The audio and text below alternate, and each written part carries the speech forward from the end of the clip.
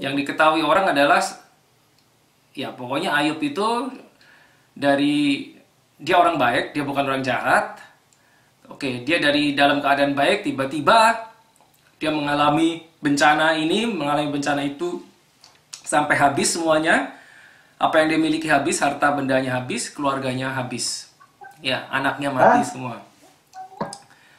Dan sebagian besar kita, orang-orang Kristen, hanya tahu sampai sebatas itu. Nah, sehingga sehingga secara keseluruhan gambaran tentang Ayub itu adalah orang benar tapi menderita. Nah, nggak memang maksudnya orang benar tapi menderita. Nah, sayangnya pemahamannya banyak kan sampai di situ gitu. Jadi istilahnya secara tidak langsung banyak orang Kristen yang mengambil picture, mengambil gambaran dari cerita Ayub. Oh, berarti orang benar itu bisa juga menderita. Dan kita akan lihat apa ya sih yang terjadi sebetulnya. Apa yang dialami Ayub. Oke.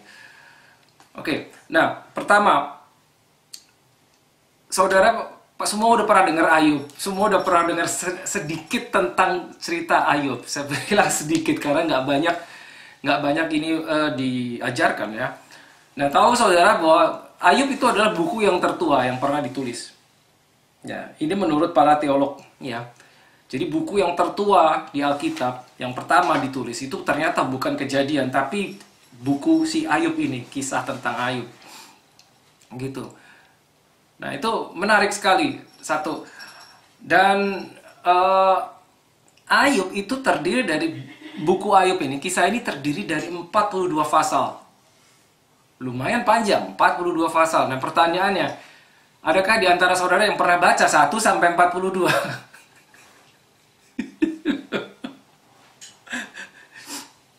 Buku Ayub ini 42 pasal. Saudara kalau tanya secara random, jarang orang yang pernah baca Ayub 1 sampai Ayub 42. Kebanyakan orang baca 1-2 atau 1-2-3 saja. Ayub 1, Ayub 2, selesai. Atau Ayub 1, Ayub 2, Ayub 3. Gitu. Tapi ini 42 pasal buku tentang Ayub ini. Gitu loh. Nah, orang banyak baca buku The Book of Job ini, kitab Ayub ini pasal 1, pasal 2. Ya, paling sampai pasal 3 di mana di situ kejadiannya dijelaskan bahwa Ayub itu orang baik, orang benar, tiba-tiba dia kehilangan semua. Habis itu udah. Habis itu udah ada mengambil kesimpulan, oh, berarti bisa terjadi seperti ini juga kepadaku. Nangkap yang maksudnya saudara. Sehingga pada saat dalam keadaan tertentu atau dalam hal-hal tertentu di mana kita tidak tahu apa yang terjadi, lantas dengan mudah orang percaya, saya bicara orang percaya, orang Kristen bilang, bagaimana dengan Ayub? Ayub juga mengalami seperti itu. Nah, itu dia. Nah, sekarang kita mau belajar. So what about Job? Bagaimana dengan Ayub gitu? Apa sih? Emang kenapa sih Ayub gitu? Nah, sekali lagi bahwa ini panjang. Jadi boleh tolong ada yang bacakan. Nah, kita akan go through pasal 1 dan 2. 2 pasal saja. So because I have to make sure that paling tidak saudara pernah tahu ya Ayub 1, Ayub 2. Oke, silakan. Boleh dibaca versi bahasa Indonesia nggak apa-apa. Ayub 1, Ayub 2. Siapa? Satu orang aja boleh bacakan. Ada seorang laki-laki di tanah Uz bernama Ayub. Orang itu saleh dan jujur.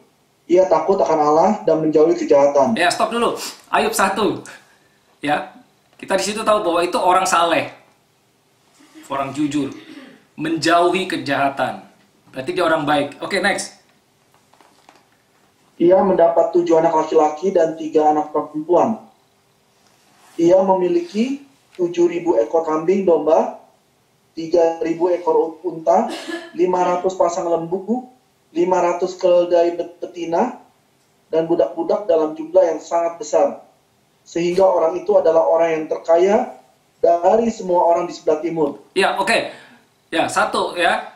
Itu baru 3 ayat. Berarti dari situ kita tahu ini orang baik, orang jujur, menjauhi kejahatan, dan dia orang yang sangat kaya. Dan di timur ya, dibilang ya, people of the East, dia yang paling kaya.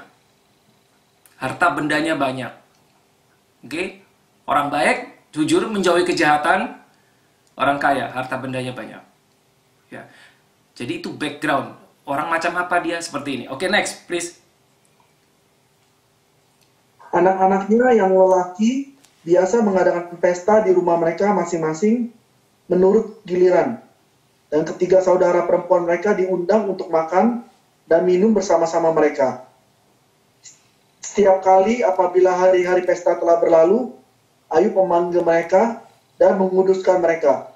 Keesokan harinya, pagi-pagi bangunlah Ayub, lalu mempersembahkan korban bakaran sebanyak jumlah mereka sekalian. Sebab pikirnya, mungkin anak-anakku sudah berbuat dosa dan telah mengutuki Allah di dalam hati. Demikianlah dilakukan Ayub senantiasa. Oke, sampai situ. Lihat, dia punya anak, ada yang laki, ada yang perempuan, dan anaknya sering membuat pesta. Oke, dari ayat itu kita tahu, anaknya sering membuat pesta. Tidak dibilang bahwa itu sebuah kejahatan, tidak gitu loh, ya. Nah, apa yang dilakukan Ayub, ya, saya harap pada saat ayat ini tadi barusan semua dibaca, saudara menyimak dan mengikuti. Jadi please do not miss one verse. Jangan kelewat satu ayat pun. Ya, we have to build a foundation here. So please jangan terlewat satu ayat pun. Ya, oke. Jadi itu yang dilakukan Ayub. Selesai anaknya mengadakan pesta, apa yang dilakukan Ayub? Dia mempersembahkan kurban. Karena pikirnya jangan-jangan, ya, jangan-jangan anakku telah berdosa dan mengutuki Tuhan. Jadi dia tidak tahu apa yang dilakukan anaknya. Dia cuma tahu anak-anaknya melakukan pesta. Selesai pesta paginya, keesokannya, ya seperti itu kurang lebih, si Ayub mempersembahkan kurban sebanyak sejumlah anaknya. Ya, karena dia nggak tahu apa yang terjadi, apa yang dilakukan anaknya, apa yang diomongin anaknya. Jangan-jangan anaknya melakukan yang jahat dan mengutuki Tuhan. Itu yang dipikiran Ayub. Nah, ingat baik-baik ya ayat ini, saudara. Kita akan kembali ke situ. Oke. Nah, ayat berikutnya, ayat 6 sampai ayat 12 ini penting sekali. So, please follow me. Silakan. Boleh lanjut. 6 sampai 12. Pada suatu hari, datanglah anak-anak Allah menghadap Tuhan, dan di antara mereka datanglah juga iblis. Maka bertanyalah Tuhan kepada iblis, "Dari mana engkau?" Lalu jawab iblis pada Tuhan, "Dari perjalanan mengelilingi dan menjelajahi bumi." Oke. Ya. Nah, ayat 6 sampai 12 ini settingnya bukan di bumi. You got it? 1 sampai 5 itu tadi menceritakan tentang Ayub, settingnya di bumi. Dia punya anak, apa yang dilakukan anaknya dan apa yang dilakukan dia terhadap apa yang telah dilakukan anaknya. Oke, you got it. Nah, ayat 6 sampai 12 itu settingnya pindah ke surga. Ya. So we are studying the Bible. So please follow carefully. Nah, ini menarik sekali. Nah, ayat 6 ya, tiba-tiba di situ ada adegan setan itu nyelonong di hadapan tahta. Di hadapan God the Father, di hadapan Allah. Terus ditanya, "Hei setan, dari mana kamu?" Terus dijawab lagi setan. Jadi there is a conversation, ada percakapan antara Allah Bapa dengan setan. Nah, saudara sampai situ harusnya saudara mulai mikir, kok bisa setan itu nyelonong ke atas?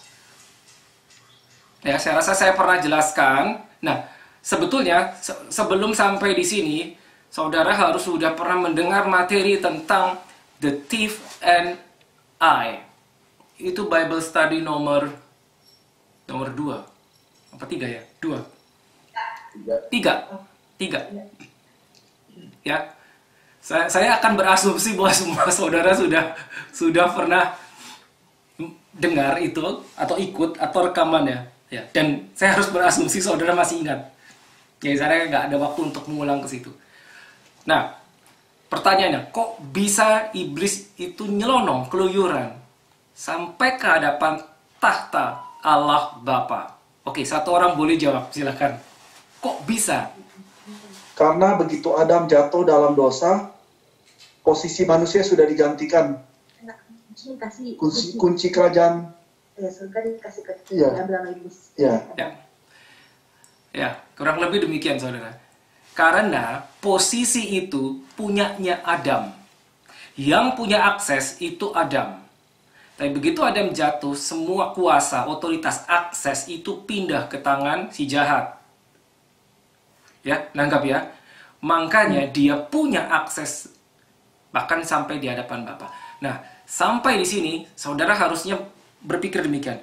Oh, berarti, now watch this carefully, berarti seharusnya apa yang dimiliki Adam, otoritas kuasa, hak yang dimiliki Adam, seandainya jika dia tidak jatuh, itu haknya Adam, otoritasnya, kuasanya Adam itu luar biasa. Dia punya akses bukan cuma di bumi tapi juga sampai hadapan Allah Bapa. Itu dimiliki Adam sebetulnya, seharusnya. Tapi karena dia jatuh itu pindah. Nah, saudara bayangkan kejatuhan Adam itu berpengaruh bukan cuma di atas muka bumi saja. Kejatuhan Adam itu mempengaruhi bumi dan di surga. Luar biasa toh. Betapa powerful ya pada saat Allah Bapa menciptakan manusia dan berkata, ya, let them have dominion, ya. Pada saat Allah Bapa menghembusi rohnya kepada manusia, itu benar-benar dia itu memfotokopi dirinya, benar-benar dia memberikan dirinya. Sehingga kita dari cerita ini kita tahu sebetulnya aksesnya itu luar biasa. Dan begitu jatuh, efeknya juga dahsyat sampai mempengaruhi surga. Sampai-sampai yang namanya si jahat setan itu kan tidak kudus, tapi dia bisa masuk ke tempat kudus di surga. Ngeri toh? Kok bisa begitu? Ya kan? Ya. Nah, ini menarik sekali. Ditanya kan, dari mana kamu? Ya tentu saja sebetulnya Allah tidak perlu nanya, ya dia tahu si setan dari mana. Karena areanya sudah di bumi, dia buang di situ, ya pasti keluyuran di situ. Ya, oke, lanjut ayat berikutnya boleh Alex. Lalu bertanyalah Tuhan kepada iblis, apakah engkau memperhatikan hamba-Ku Ayub? Sebab tiada seorang pun di bumi seperti dia, yang demikian saleh dan jujur, yang takut akan Allah, dan menjauhi kejahatan. Ya. Nah, bahkan ya, ayat ini berbicara apa? Bapa sendiri, Allah Bapa sendiri mengakui orang ini orang saleh. Bapa sendiri mengakui ini orang jujur. Bapa sendiri mengakui dia menjauhi kejahatan. Gitu. Bapa sendiri mengakui. Berarti ini benar-benar bukan orang jahat, benar-benar orang baik si Ayub. Ya, benar-benar orang baik. Oke, next. Lalu jawab iblis kepada Tuhan, apakah dengan tidak mendapat apa-apa Ayub takut akan Allah? Bukankah engkau yang membuat pagar sekeliling dia dan rumahnya serta segala yang dimilikinya? Apa yang dikerjakannya telah kau berkati dan apa yang dimilikinya makin bertambah di negeri itu. Yes, stop dulu. Nah, iblis juga tahu segala yang dimiliki Ayub itu berasal dari Bapak. Berasal dari Bapa. Nah, itu dia bilang kan. Dia kan bilang kan, engkau memagari dia, engkau memberkati dia. Gitu loh, setan tahu. Next, satu ayat berikutnya, 11. Tetapi ulurkanlah tanganmu dan jamahlah segala yang dipunyainya. Ia pasti mengutuki engkau di hadapanmu. Lanjut. Maka firman Tuhan kepada iblis, nah, segala yang dia punyainya ada dalam kuasamu. Hanya janganlah engkau mengulurkan tanganmu terhadap dirinya. Kemudian pergilah iblis dari hadapan Tuhan. Now, ini penting banget ayat 11-12. Please follow carefully. 11-12. Ikuti baik-baik saudara. Oke. Ya. Begini adegannya. Allah Bapa membanggakan Ayub. Oke, mengakui kebaikan Ayub. Iblis tahu. Dia bilang, ya, dia bilang, karena engkau memagari dia, karena engkau memberkati dia. Ya, ayat 10 tadi ya. Lihat lagi saudara ayat 10. Ya, engkau memagari dia sekelilingnya dia. Engkau telah memberkati pekerjaan tangannya dan segala miliknya. Ya. Itu benar saudara. Jadi apa yang dimiliki Ayub tadi kita udah lihat kan di ayat-ayat awal ini, orang kaya banget. Paling kaya di timur. Tapi 11, ayat 11, perhatikan baik-baik ayat 11, apa yang dilakukan si jahat. Nah, kita tahu bahwa musuh kita, musuhmu dan musuhku, itu bukan cuma pencuri. Tapi dikatakan di Alkitab adalah he is the accuser of the brethren. Artinya apa, saudara?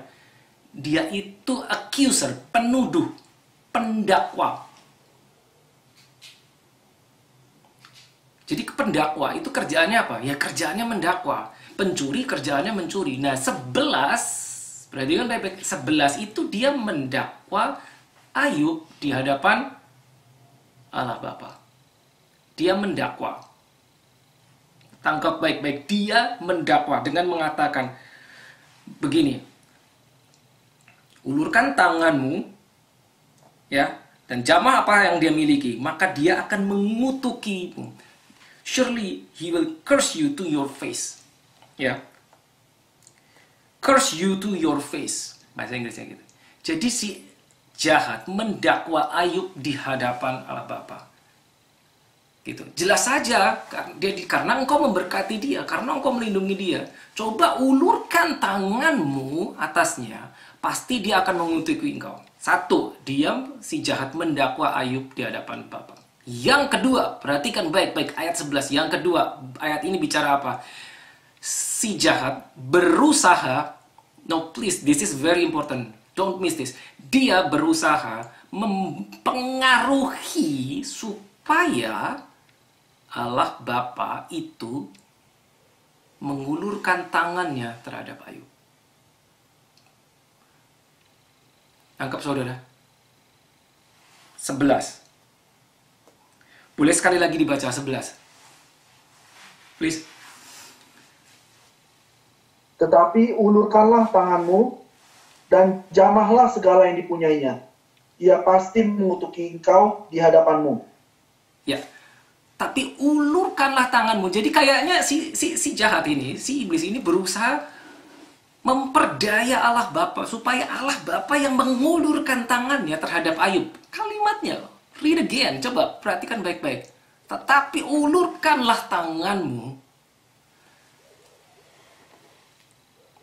Tricky, saudara, tricky. Cerdik sekali. Dia berusaha membuat Allah Bapa mengulurkan tangannya kepada Ayub. Nanggap ya? Ya, nanggap ya? Kalimatnya baik-baik. 12. Dan Allah berkata kepada setan. Nah ini, baca sekali lagi 12. Maka firman Tuhan kepada iblis, nah, segala yang dipunyainya ada dalam kuasamu. Hanya janganlah engkau mengulurkan tanganmu terhadap dirinya. Ya. Kemudian pergilah iblis dari hadapan Tuhan. Lihat, ayat ini banyak disalah mengerti. Ya. Allah Bapa bilang, nah segala yang dimilikinya ada dalam kuasamu.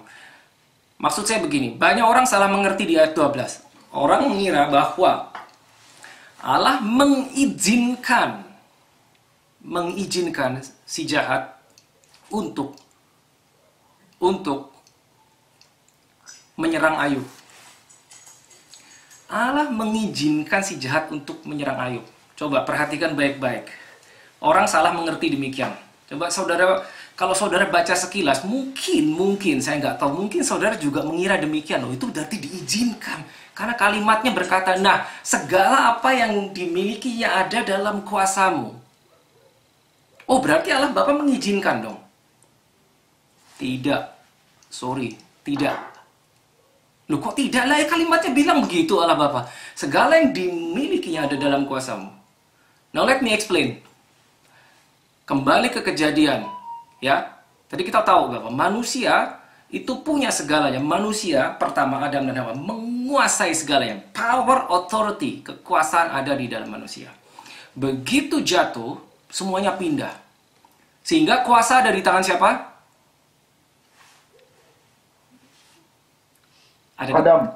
Ada di tangan, pindah ke iblis. Tadi dari Adam pindah ke iblis. Berarti pada saat percakapan ini terjadi, sebetulnya kuasa itu sudah di tangan si iblis. Jadi kalimat ini tidak berbicara, oke, aku memberikan engkau kuasa untuk menyerang Ayub. Tidak.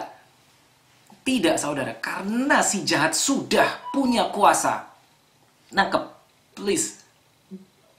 Nangkep. Ya.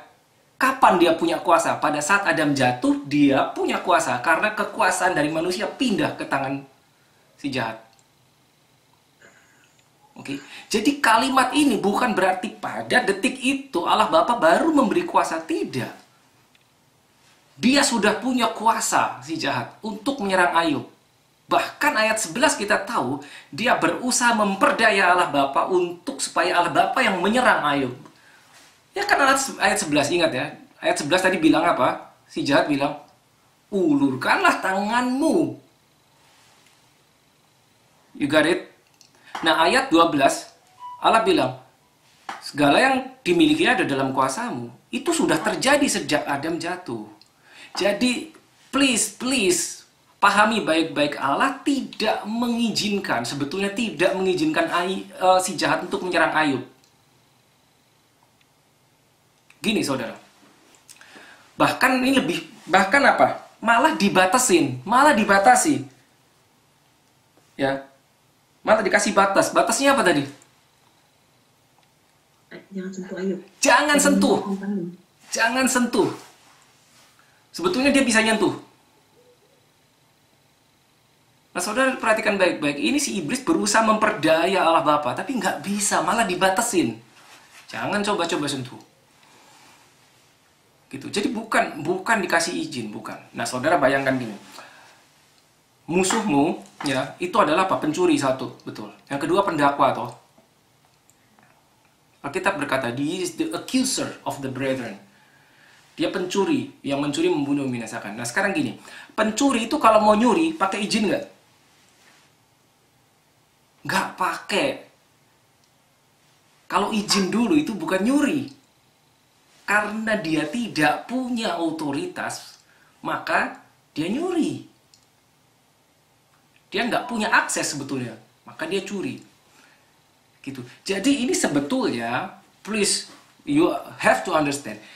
Ya, apakah Allah Bapa ngomong begini apa enggak? Si jahat ya, musuh kita itu, si iblis itu, dia sudah punya akses terhadap Ayub.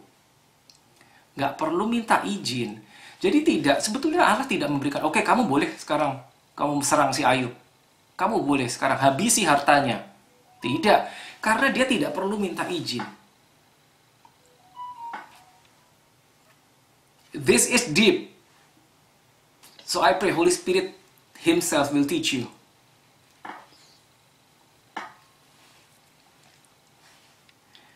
Oke, boleh tahu siapa yang paham sampai sejauh ini? Let me see your hands. Siapa yang sudah paham? You got it? Ya. Paham. Good. Now. Paham. Nice. Nah, sekarang kita lihat 13 lanjut. Oke, silakan Alex. Pada suatu hari ketika anak-anaknya yang lelaki dan yang perempuan makan-makan dan minum anggur di rumah saudara mereka yang sulung, datanglah seorang pesuruh kepada Ayub dan berkata, sedang lembu sapi membajak dan keledai-keledai betina makan rumput di sebelahnya. Datanglah orang-orang Sheba menyerang dan merampasnya serta memukul penjaganya dengan mata pedang. Hanya aku sendiri yang luput, sehingga dapat memberitahukan hal itu kepada Tuhan. Lanjut. Sementara orang itu berbicara, datanglah orang lain dan berkata, api telah menyambar dari langit dan membakar serta memakan habis kambing domba dan penjaga-penjaga. Hanya aku sendiri yang luput, sehingga dapat memberitakan hal itu kepada Tuhan. Sementara orang itu berbicara, datanglah orang lain dan berkata, orang-orang Kasdim membentuk 3 pasukan, lalu menyerbu unta-unta dan merampasnya, serta memukul penjaganya dengan mata pedang. Hanya aku sendiri yang luput, sehingga dapat memberitahukan hal itu kepada Tuhan. Sementara orang itu berbicara, datanglah orang lain dan berkata, anak-anak Tuhan yang lelaki dan perempuan sedang makan-makan dan minum anggur di rumah saudara mereka yang sulung. Maka tiba-tiba angin ribut bertiup dari seberang padang gurun. Rumah itu dilandanya pada 4 penjurunya, dan roboh menimpa orang-orang muda itu, sehingga mereka mati. hanya aku sendiri yang luput, sehingga dapat memberitakan hal itu kepada Tuhan.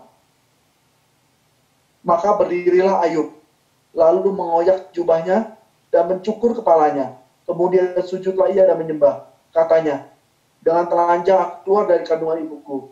Dengan telanjang juga aku akan kembali ke dalamnya. Tuhan yang memberi, Tuhan yang mengambil. Terpujilah nama Tuhan. Dalam semuanya itu Ayub tidak berbuat dosa dan tidak menuduh Allah berbuat yang kurang patut. Oke. Yes. Nah, bertubi-tubi saudara. Habis. Ya kan? Ya, kita udah lihat apa yang dialami. Bertubi-tubi. Mungkin tuh dalam satu hari. Ya, karena dibilang, while he is still speaking, masih bicara, tiba-tiba satu lagi hambanya datang. Memberitakan kabar buruk. Belum selesai. Langsung satu lagi hambanya datang memberitakan kabar buruk. Nah, ayat 22 bilang, in all this, ya, dalam semua ini, Job did not sin, nor charge God with wrong. Dia tidak menyalahkan Tuhan. Ayat 20 tadi berkata, dia mengoyakkan pakaiannya dan sujud menyembah. Gitu. Orang baik saudara. Orang baik. Ya. Dia tidak mengutuki Tuhan sampai sejauh ini. Tidak menyalahkan Tuhan. Betul kan? Tapi lihat.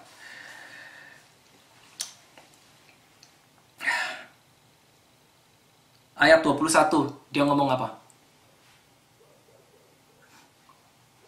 Tuhan yang memberi, Tuhan yang mengambil, terpujilah nama Tuhan. Tuhan yang memberi, Tuhan yang mengambil, terpujilah nama Tuhan. Nah, kira-kira saya tanya saudara, mari saya ajak mikir saudara. Kalimat itu, jika saudara mendengar seorang mengatakan gitu, Tuhan yang memberi, betul. Tuhan yang mengambil. Pertanyaannya, kalimat yang kedua, Tuhan yang memberi, benar. Tuhan yang mengambil. Kalau ada orang ngomong gitu, saudara dengar, berarti saudara bisa mengambil kesimpulan, orang tersebut mengira yang mengambil adalah Tuhan. Yang memberi Tuhan, benar. Tapi karena dia ngomong Tuhan yang memberi, Tuhan yang mengambil. Berarti orang itu, si Ayub, mengira yang mengambil adalah Tuhan. Nah sekarang, saya rasa setelah sampai sini saudara tahu, padahal yang menyerang dia siapa? Yes. Itu ya.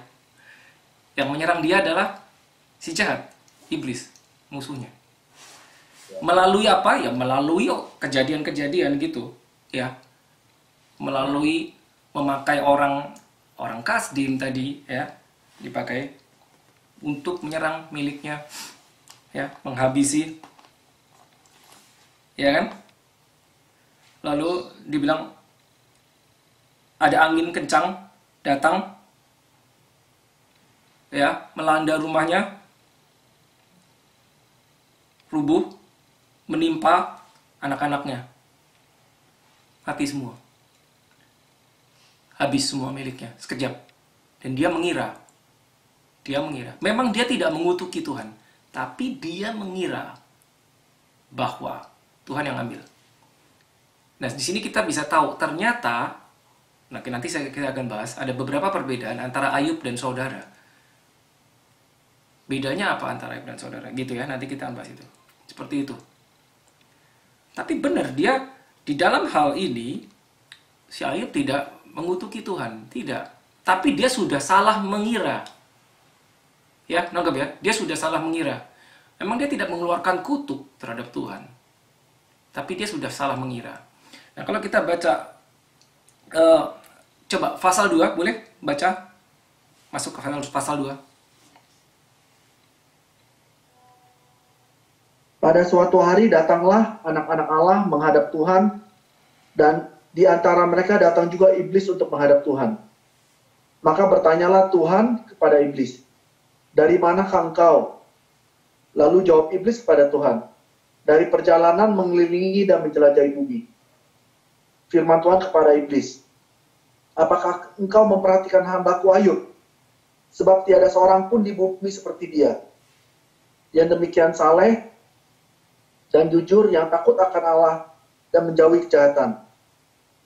Ia tetap tekun dalam kesalehannya, meskipun engkau telah memujuk aku melawan dia, Ya, stop untuk dulu. mencelakakannya tanpa alasan. Nah, itu dia. Meskipun engkau telah apa? Memujuk. Membujuk. Nah, itu tadi kan kita udah bahas kan? Iya kan? Yes. Ya. Yang ayat 11 tadi pasal 1. Si setan membujuk, berusaha memperdaya Allah. Nah, ini dibilang meskipun engkau membujuk, memanipulasi aku untuk melawan dia dan menghancurkan segala miliknya tanpa sebab. Tetap ya, dalam hal ini Ayub masih memiliki integritas. Itu kata Allah sendiri. Ayat 4. Lalu jawab iblis kepada Tuhan, kulit ganti kulit, orang akan memberikan segala yang dipunyainya ganti nyawanya. Tetapi ulurkanlah tanganmu, dan jamahlah tulang dan dagingnya. Ia pasti mengutuki engkau di hadapanmu. Nah, itu diulang lagi. Si iblis berusaha apa? Diulang. Ya, memperdaya. Jamahlah, itu kan dia nyuruh Allah tuh, jamahlah. Ya, ini mirip sebetulnya sampai pasal 1. Cuma intensitasnya bertambah. Ya, saya rasa saudara tahu. Lanjut boleh, Soal? Boleh, Alex? Maka firman Tuhan kepada iblis, nah, ia dalam kuasamu, hanya sayangkan nyawanya. Kemudian iblis pergi dari hadapan Tuhan, lalu ditimpanya Ayub dengan barah yang busuk dari telapak kakinya sampai ke batu kepalanya. Ya. Lalu Ayub mengambil keping beling untuk badannya sambil duduk di tengah-tengah abu. Maka berkatalah istrinya kepadanya, masih bertekunkah engkau dalam kesalehanmu? Kutukilah Allahmu dan matilah. Tetapi jawab Ayub kepadanya, engkau berbicara seperti perempuan gila. Apakah kita mau menerima yang baik dari Allah, tetapi tidak mau menerima yang buruk? Dalam kesemuanya itu, Ayub tidak berbuat dosa dengan bibirnya. Ya. Oke, dikatakan dalam semua itu Ayub tidak berbuat dosa dengan bibirnya. Sampai di situ, Ayub tidak berbuat dosa dengan bibirnya. Sampai di situ, saudara. Tapi sebetulnya, kita tahu, dia sudah salah mengira. Di sini dia ulang lagi, apakah kita hanya mau menerima yang baik saja? Ya. Ya kan? Itu tadi dibilang begitu kan? Dan tidak mau menerima yang buruk. Berarti dia menyangka bahwa yang buruk yang dialami itu dilakukan oleh Tuhan Allah. Jadi sampai di sini kita tahu habis semuanya. Sampai kesehatannya pun habis. Sakit dia. Sakit. Dia memang tidak mengutuki Allah. Tapi dia mengira. God was behind all of this suffering.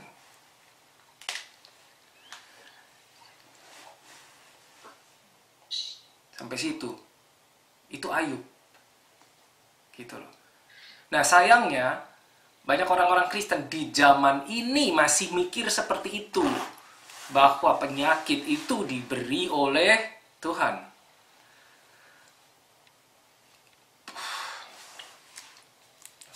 Sayang sekali, saudara. Nah, kalau saudara baca, ya, Ayub itu sebetulnya bukannya tidak menyalahkan Tuhan. Sampai di situ emang dia tidak menyalahkan Tuhan. Tapi ternyata kalau saudara baca ini kan 42 pasal, panjang sekali ini buku ini. 42 pasal. Saudara akan tahu bahwa dia sebetulnya pernah apa ya?